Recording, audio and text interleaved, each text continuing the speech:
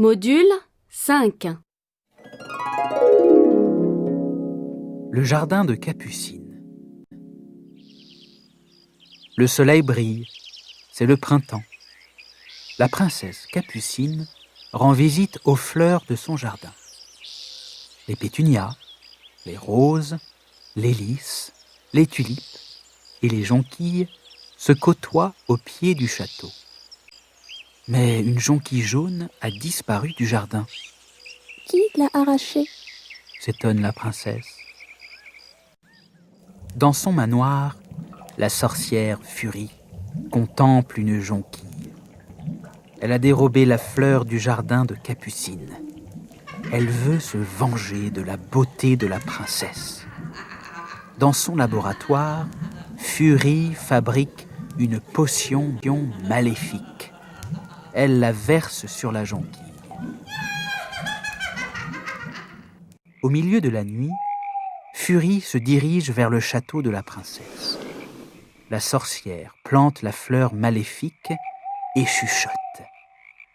Jonquille trop jolie, aide-moi.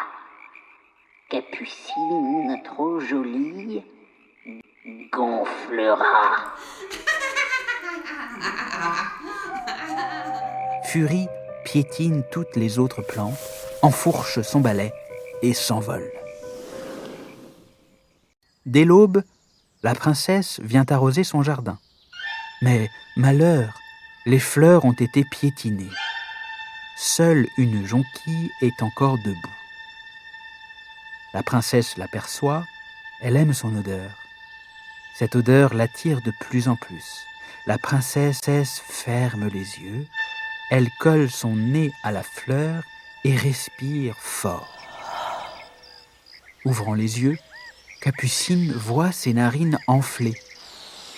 Le lendemain, la princesse continue à gonfler et s'envole comme un ballon.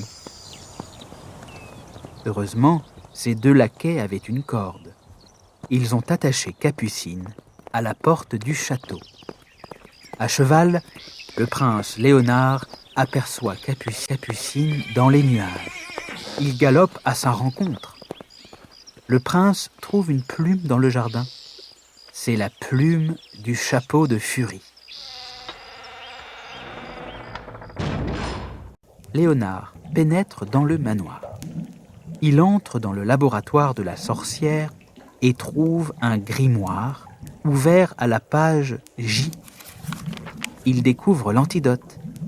Une feuille de menthe et un pétale de mélite annulent le mauvais sort.